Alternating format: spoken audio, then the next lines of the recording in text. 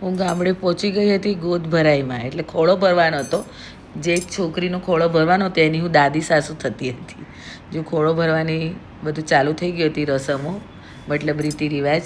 આ બધી મારી દેરાણી જેઠાણીઓ અને મારી નણંદો હતી, કઝિન નણંદો, કઝિન દેરાણી જેઠાણી અને મારી જેઠાણી, અને આ એની નણંદ કઝિન હતી, નણંદ પણ એની પણ, એને કોઈ સગી નણંદ હતી નહીં, તો એને આ ચાલુ કર્યું હતું. અને આ એની દેરાણી જે બી કઝિન જ હતી એ એનો ખોળો ભરતી હતી.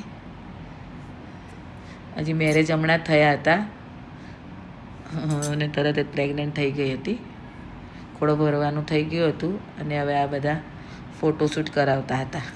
બધા ફોટોશૂટ ચાલતું હતું. દેરાણી જેઠાણીઓ આવીને, વહુ આવીને બધા એક પછી ફોટોશૂટ કરાવતા હતા. બહુ મજા આવતી હતી બધાને ફોટોશૂટ કરાવવાની. હું પણ મારી જેઠાણીની રાહ જોતી હતી કે આવે તો અમે પણ બધા ભેગા થઈ અને ફોટોશૂટ કરાવીએ. મારી જેઠાણી ને બીજી મારી દેરાણી જેઠાણી ઉપર થોડીક વારમાં સ્ટેજ પર પહોંચી ગઈ હતી અને વેઇટ કરતી હતી કે મારી અને હવે જો ધીરે ધીરે બધા આવતા હતા સ્ટેજ ઉપર. હવે હું રાહ જોઈ. આ મારી એક જેઠાણી આવી ગયા હતા, એક બીજા પણ આવી ગયા હતા. હવે એક મારી દેરાણીની વેઇટ કરતી હતી, એ બી આવી ગઈ, ઊભી થઈ ગઈ હતી આવીને.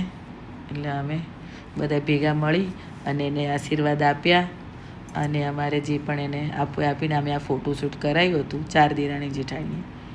બધું પતી જવા આવ્યું હતું. ધીરે ધીરે બધા હવે બધા ફઈઓ અને કાકા અને આજકાલ તો છે જ બધું, ચાચા અને બુઆ અને જમવા બેઠા હતા. હેનિલ બી જો મસ્તી કરતો હતો ને જમતો હતો અને હેરાન કરતો હતો.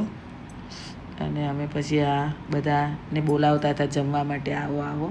ધીરે ધીરે બધા આવવા લાગી ગયા અમારી સાથે બેસવા. હું તો નીચે બેસીને જમતી હતી કેમ કે મારાથી ઊભું રહેવાય નહીં. અમારી દેરાણી પણ આવી ગઈ અને અમે બધાએ બહુ મજા કરી અને ઘરે